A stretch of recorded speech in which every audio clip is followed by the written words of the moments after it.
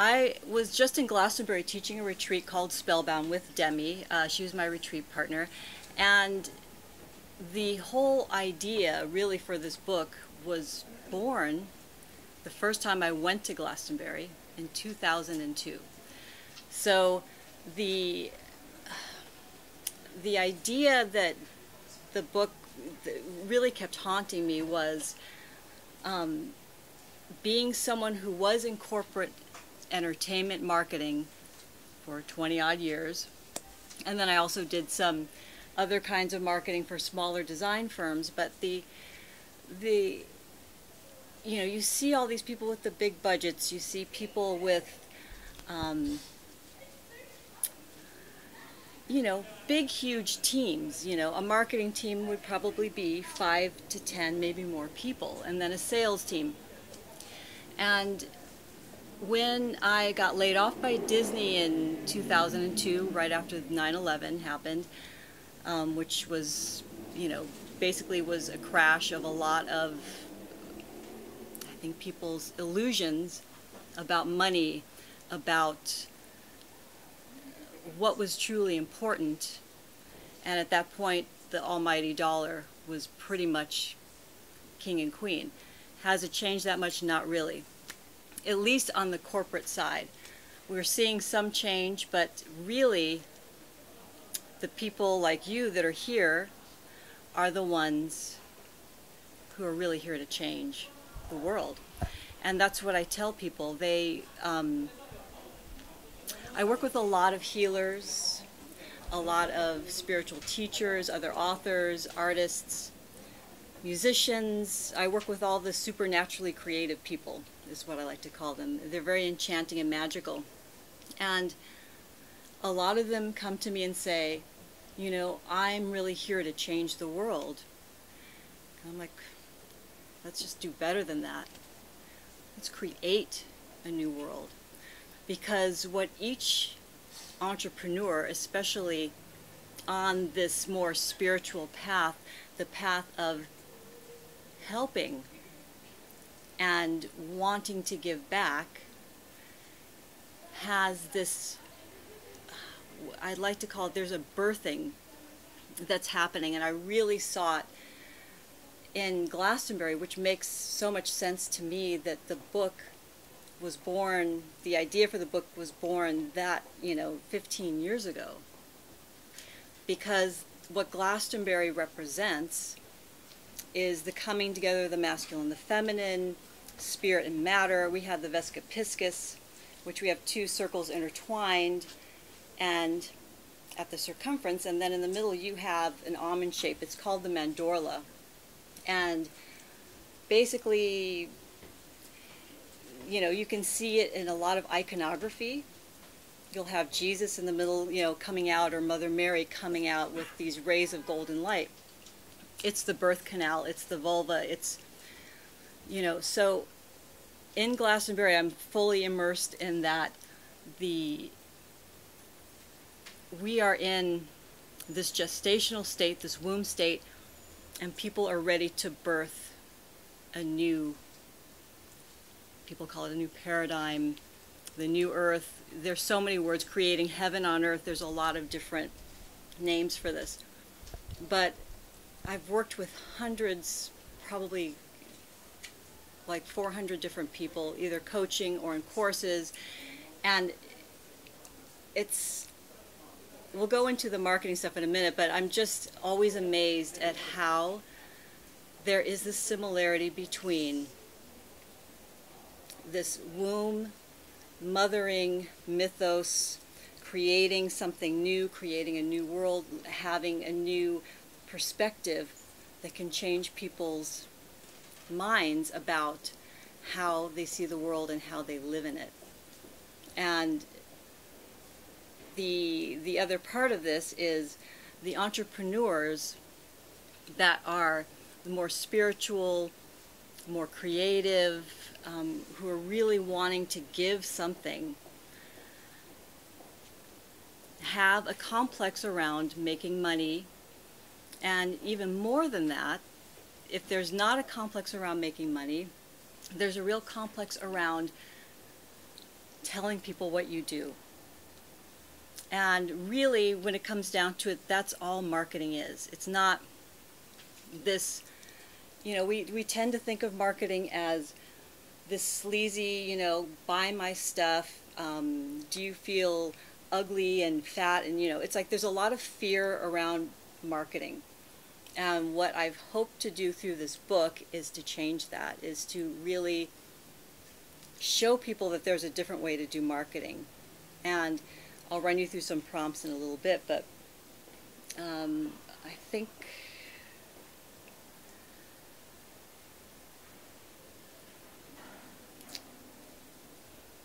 what do I want to talk about first? I'm always waiting for the inspiration. There's a lot of passion tonight, especially because there's a full moon, and I do like to start things ritually. So go ahead and put your feet on the ground.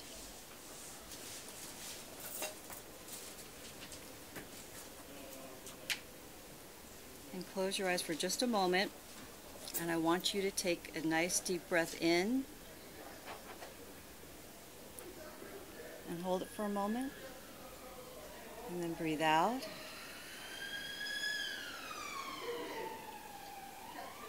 And hold it for a moment. Take another deep breath in, and then go ahead and raise your arms up as much as you can. I know you're sitting close together. And then on your exhale, you can go ahead and bring your arms down. So you're just kind of sweeping the aura of yours and those around you. Back down. The exhale. And you can have your eyes open now if you wish, so that way you can see what I'm doing. And I want you to bring to mind something that you did today in your business that you want to celebrate. Full moons are about celebration, they're about release, but we're going to think of something that we've accomplished. And think of, it could be something as small as you took the next step and hired someone to do your website, or you came here. You came here to learn something new about what you can do in your own business. You can be celebrating a new client that you got. You can be celebrating that you completed a retreat. So I want you to hold that thought. And part of also the celebration is this Aries full moon. Aries is a lot about beginnings. So even though we're not at a new moon, we're still celebrating a new beginning, something you just started, something passionate. So whatever it is that you're feeling passionate about at this moment about your business, really hold that in your heart. And give it some juju, give it some energy. And then again, I want you to lift your arms out and imagine that that energy is going straight up to the moon. Lift your arms up, straight up to the moon. And if you see there's a particular art piece that it's called the Nile Goddess. And I talk about her in my book in the first chapter. And the Nile Goddess has her arms upraised and she's collecting this energy. And she's also in this triumphant body posture. So there are times when if I'm feeling not so great about myself or just having a down day, it's like, you just have to like reach for the stars and allow that cosmic energy to just fill your cup because you're in the shape of a chalice. And then go and put your arms down. So that's a part of the book. There's 7 main chapters, and so there's an introduction. And one of the ideas that I came across after I left Glastonbury in 2002, I literally found out about this graduate program in mythological studies with an emphasis in archetypal psychology, and I had 2 weeks to sign up. So it was like, every time I go to Glastonbury, I come to this soil here on the UK land, it's always a doorway. So I'm kind of wondering, what's going to happen after this trip? But The they housed the Joseph Campbell archives there, and of course I was very, very much in love with Joseph Campbell and his work. But he has a book about Eastern religions and the chakras, and he goes through the different chakras and then what archetypes are connected to them, and it was something that I'd actually never thought of. And so each chapter of the book has a chakra and then those archetypes associated with it, so you can kind of go deeper in with each chakra. And I start with the 7th chakra because to me sovereignty is the place where we have to begin. And I'll talk about that in a second, but I go through the main 7 chakras and I work from the top down because I really wanted to, for business purposes and marketing, go through the manifesting path, because what we're doing here is we're manifesting, we're bringing heaven to earth, we're bringing these ideas we have into manifestation. That's another way of looking. Chapter 1 is the sovereign, and the sovereign is the vision holder. The sovereign holds the boundaries, whether it's king or queen. The sovereign is not a manager. The sovereign is not the person that enforces the boundaries. The sovereign is not the person that gets the stuff done. And so when it comes to being an entrepreneur, especially when you're just starting out and even into your mid-level entrepreneurship, if you're a solopreneur, you have to wear many hats, which means, you know, you have to do the billing, you have to do the marketing and the sales, you have to actually do the work that you're supposed to do. It can be very overwhelming. And what I've done in my business and what I talk about in this chapter of the book is how, as sovereign of your business, you have to take at least a day. I take Mondays because it's Moon Day. I kind of follow the correspondence of the different planets. So for me, Moon Day is all about visioning. It's about, you know, remembering what my vision is and why I'm doing what I'm doing and why I want to get my message out to as many people as possible, why I love being here with you. So sovereignty to me is really a birthright. I mean, I start with the crown chakra in the book, and really each person and, you know, other beings that have crown chakras, probably animals as well, you have a crown of light. You're born with that. That is your birthright. You are sovereign. And anytime we start our own businesses, especially if we're transitioning from another job or maybe have been working for somebody else for a long time, we're used to somebody telling us what to do. We're not used to giving ourselves permission. And I still, you know, even in my coaching or teaching, I see many people that are waiting for someone to give them permission. It's either permission to actually do what they really love, maybe it's permission to step up and shine, and that's a big one. We, as entrepreneurs, don't have $1 million marketing departments behind us telling the world about what we're doing.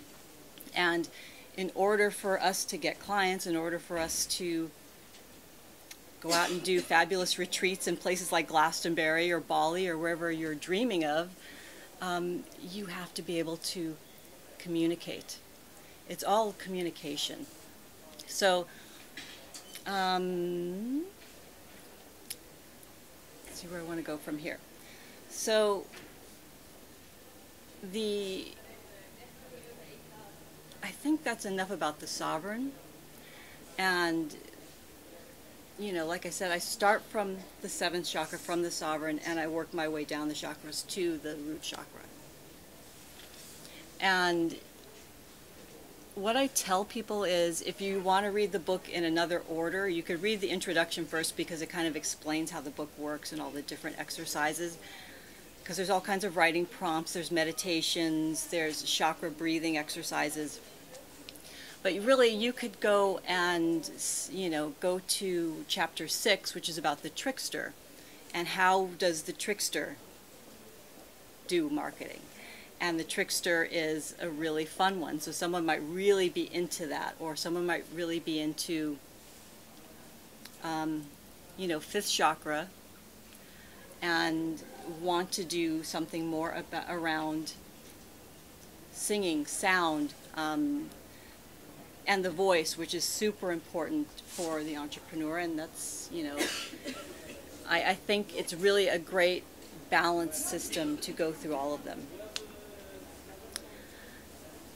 One of the things that I do with my clients, and I want to do with you, is I always start them with an exercise about who are they embodying, because it's not something that we're always conscious of.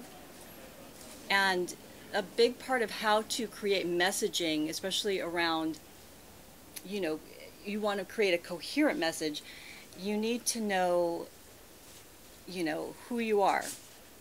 And what I love about doing it this way is it's a little bit of a reverse engineering, so that, you know, when someone says, well, what's your why, or what's your mission statement? I mean, those sorts of questions are important, and but what I find is I get a lot of blank stares and people going, well, I don't know, and truly, no one knows better than you. I mean, you are walking around with all this wisdom, and what I try to do is help people just tap into it and go straight to the source.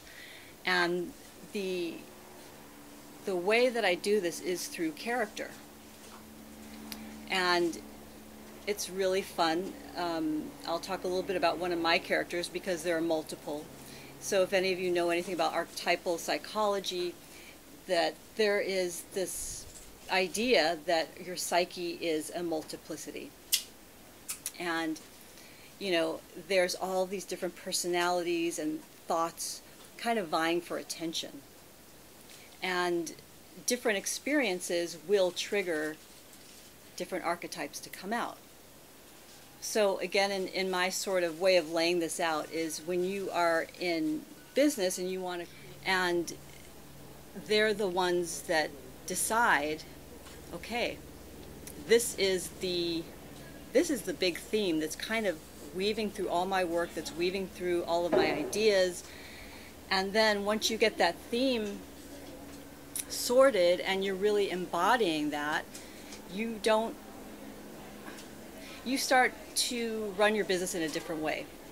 And that is, you don't just make stuff up and not know how to tell people to come into your world. So if you're an oracle card reader and, you know, you're really into maybe art, or you're into dance, and, you know, so you don't offer something to your clients that's, I mean, you could offer something totally out of left field, but the idea is that the theme ties it all together. Like I've seen people do, you know, oh, I did this thing on, you know, green smoothies, and I read oracle cards, and I'm like, so you just went online and you did something about green smoothies, but how is that related to who you are and what your business is? Well, it's not. She could make it related. She could say, well, today this tarot card is the Queen of Pentacles, and she's very earthy, so we're going to do some masa. You know what I mean? So maybe she would take a green smoothie and take ingredients that would be related to that theme. So again, having a sense of, you know, theme, and then allowing yourself to use your imagination, which is extremely powerful, to create those different ideas so that people can go, oh, now I know what you're doing. But before, nobody was doing the green smoothies with her because they're like, well, aren't you going to read my cards? Why are you making me green smoothies? So that's a super basic way of saying it. Does everybody have paper and a pen? If you came in late, I think Carrie in the back row, this lovely, we're out of paper? I have more paper here. Does anybody need it? Okay, I'm just going to pass some down. Well, a little more than 15 minutes. Okay. So one of my characters is Maleficent. When I was a kid, I had poker straight black hair, And I changed schools quite a bit because my dad was in a rock band. He was a drummer, so we moved around a lot. And so in the different schools, 2 different schools, they did Sleeping Beauty. And of course I always was like, oh, why am I not Sleeping Beauty? But I've always, with the black hair, I was always there. I was like, Maleficent, you're perfect. And even as I was studying for the part, I was probably like 10 or 11 years old, I really got into it, that deliciousness of feeling powerful, and I'm going to curse you, and, and only true love's kiss will awaken you. I had so much fun with that role. And it wasn't until really like a few years ago when they released a movie about Maleficent that kind of tells her backstory about the 13th fairy and how her anger created this, this kind of big revenge sort of story. But really, she was like the protector of the forest. And I'm like, yes, that is so me. I'm so protector of the forest. And, and I was looking at my mom passed recently, and this was her mother's ring, but the ring passed down to me. And I was looking at it, and we were all at the retreat going, that is such a Maleficent ring. It's like, it is. I feel like it's my power ring. So the power to, not the power over, but the power with, the power to affect change, right? So, of course, we have the revenge side, which I can relate to as well. There was a time where I could hold a grudge like nobody's business. So, now that I've told you about one of my characters, and I want you to think about what stories and characters you loved as a child or a youngin', and if you can't remember, write down any characters you love now, even if you could just think of one. So I'm going to give you a few, like 10 seconds, maybe longer. Okay, so hopefully you have at least one. And what did you love about them? So it could be stuff that they did that was like awesome, like superhero. It was inspiring. And maybe also some qualities you wanted to aspire to. So this could be a list of qualities. It could be a list of just amazing things they did that made you just go, wow, I love this character. Which of these qualities do you notice in yourself? And do you see any of these actions or characteristics, behaviors as patterns in your own life? Or maybe they're patterns you wish that were in your life too. But my guess is, if you love these characters, there's a reason why, and there's a connection.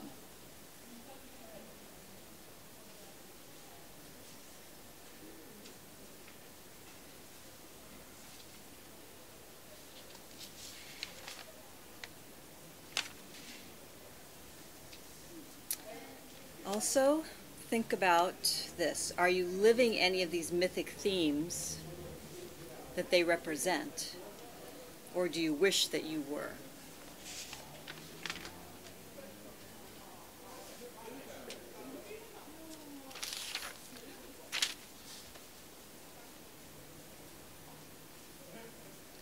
So usually when I work with people, they're thinking of this on their own, and they probably have a lot more time than what you're getting.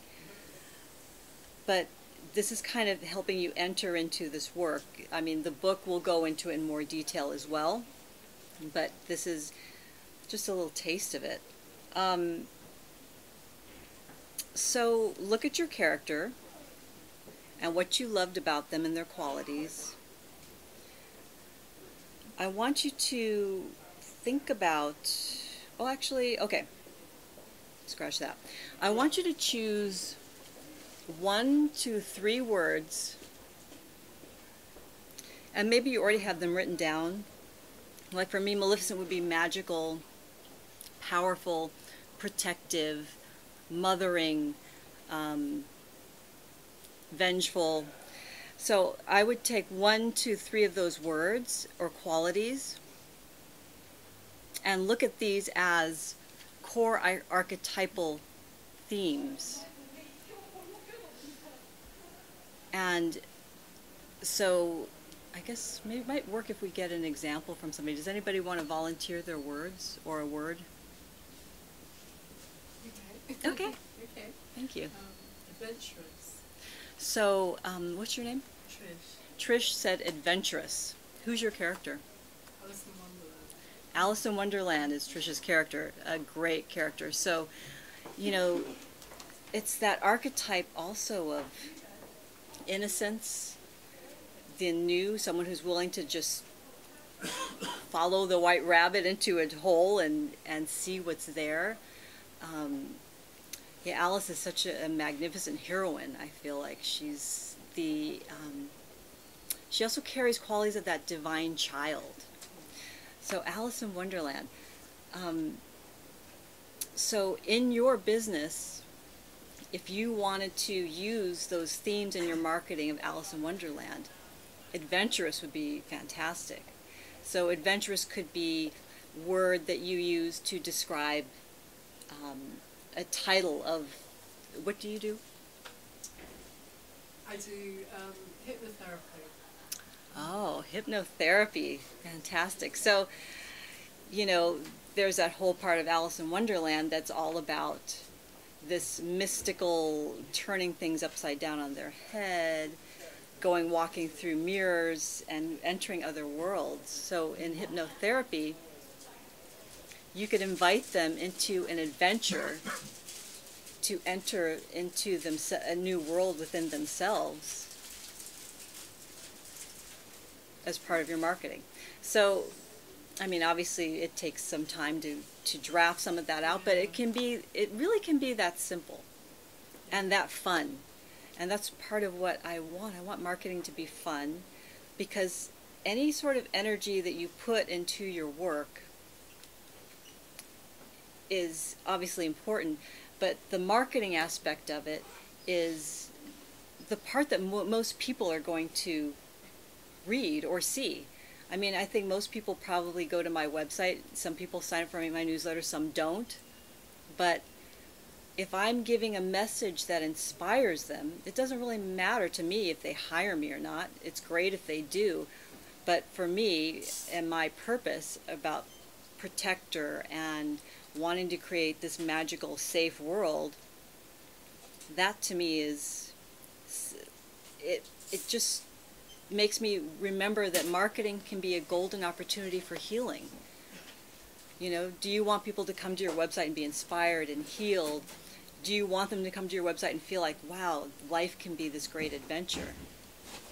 So, I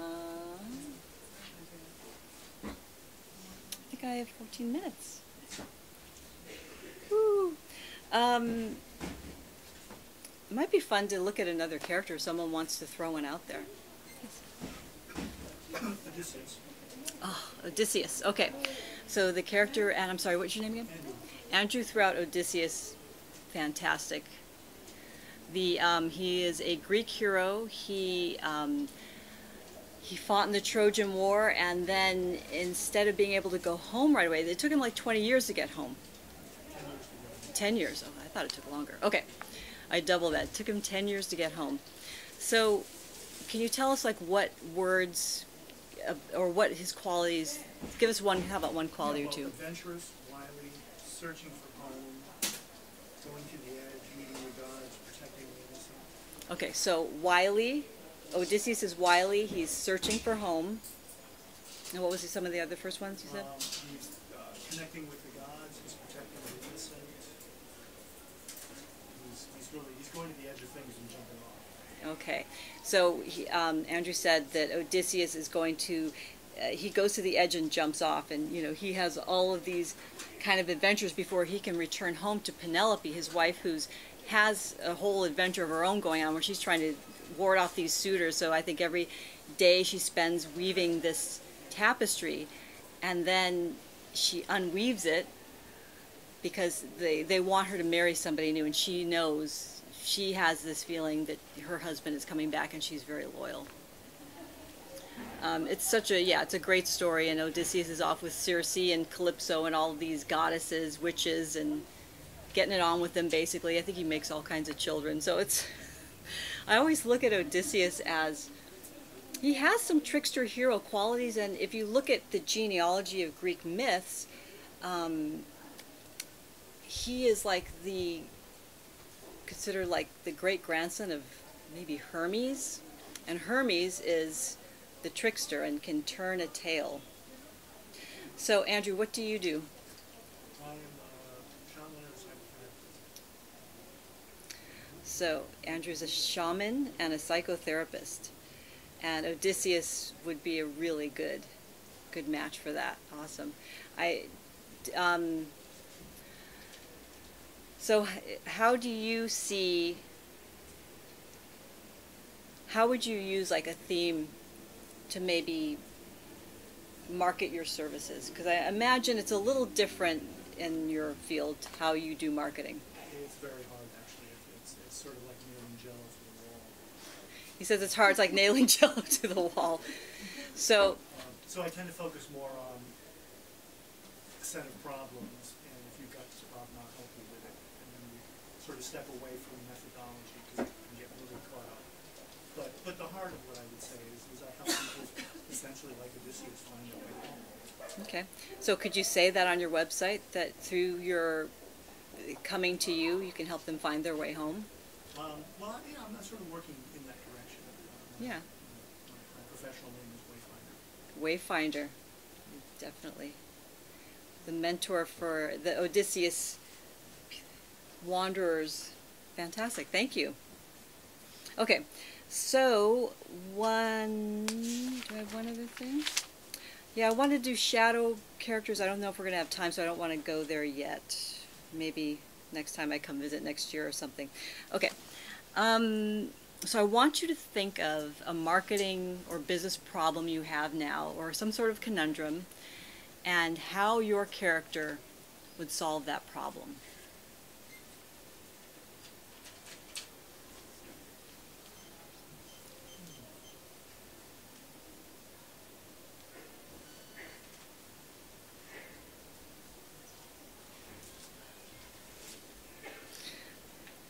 And what I do notice is that a lot of people will say, you know, I'll take care of this, I'll fix it, I'll change this when I have money, when I have time. But again, what I like about taking it from the character's perspective, it's kind of an indirect way to get to solutions that maybe your regular brain, which sometimes doesn't serve us very well, won't be able to come up with.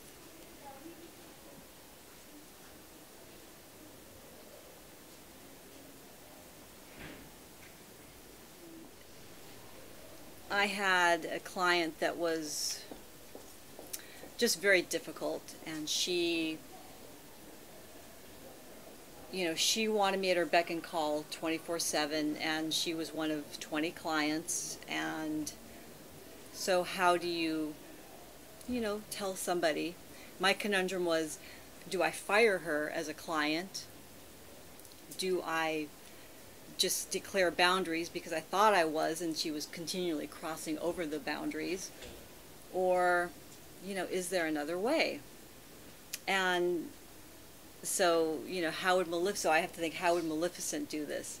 And, Maleficent could be really mean, for sure. She's got that, she's got a bite if she wants to. But I think what I wanted to do was instead see her as someone that needed some protection, that needed some fostering, that needed some, because Maleficent is also a mother archetype, and mother archetype has been around me. Yemaya, Oshun, the Black Madonna, Mother Mary, very powerful archetype with me. So mothering in the sense of gently letting her know how capable she is on her own. That was basically what I did. That she didn't need me 24/7 to tell her that she was wonderful and beautiful and that she could do this, that really she could find it within. So it was a little bit of good mothering that needed to happen with her. So So that was an example. Does anybody want to share their business conundrum? Maybe someone from over here? I went to a lecture a few weeks ago about, just told me, sorry, they were talking about, to do with the problems that they have, they were talking about music and stuff. They were just saying that someone like, I mean, my figure here was Franz Liszt, the great Hungarian 19th century. Franz Liszt, the composer? Okay. The thing was, they were saying that Paganini, the great violinist, knew as a marketing ploy, he claimed that because he was so cadaverous and being dressed in black, he claimed he was possessed by the devil. You know what I mean? Because, and this actually gave a real sexy sort of, you know, okay, so what? Played with the dark side, but I mean, it gave as a marketing point. People thought, wow, you know, I mean, I'm sure he didn't sincerely believe he was possessed by the devil, but in terms of marketing, he boosted his audiences, and people thought, wow, only the devil could inspire such virtuosity. But apparently, Franz Liszt saw this and thought, wow, what he's doing to violin, I can do for the piano. So again, you know, they were both obsessed. Yeah. So I don't know if the microphone is picking up what you're saying, so I want to kind of paraphrase a little bit. Like Lord Byron, we still think of Lord Byron because he's such a, you know, so like can I have you? Yeah. I just want to paraphrase because the microphone's pointing here and they might not be able to hear you. So he's talking about how Paganini, who was this amazing violin player and could play at immense speeds, and he kept saying that he was possessed by the devil, and you know that was part of his marketing. That's great. So so that's kind of how he got his word out. Did you? Sort of cutting edge, you know, a lot of like Lord Byron and people like Damien Hirst, the contemporary artists, you know, because he's playing on the dark side. It's, you know, I'm sure they're not. But it sort of gives it a sort of, it's an easy way. So, sir, did you want to mention something? Okay. No, but I just think the devil has all the best tunes, and you know, it's a good. So we're getting into a group conversation. So I'll wrap it up a little bit, and then if anybody wants to talk about their characters with me later, we will definitely do it. But so this exercise is specifically for, you know, those times when you're not sure what to do. And hopefully what the book can help you do is when you have to write a newsletter or you have to write copy for your website, that you can begin to weave a theme and a story so that you could take your customers or your clients on a journey and not just say, buy my stuff.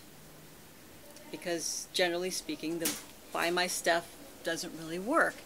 And then when you can create marketing with more soul in this way, you also don't feel so icky about actually marketing.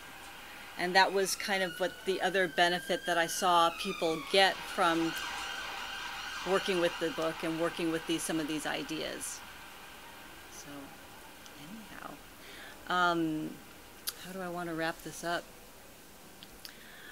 I feel like, you know, how you do your marketing, and everybody's marketing and what they need to do is different. Like for some people, to get the word out there, you really do need to come and do talks. Maybe you do talks at bookshops, or you do talks at a health center, depending on what, you know, if you're a healer.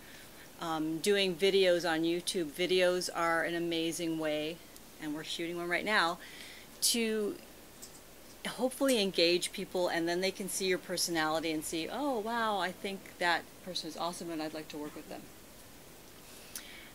So I hope you enjoyed this talk, and I really loved being here, and I hope you all get a chance to return to your own enchantment and your own wisdom and create the business that you love, the business that makes you feel passionate. Thank you.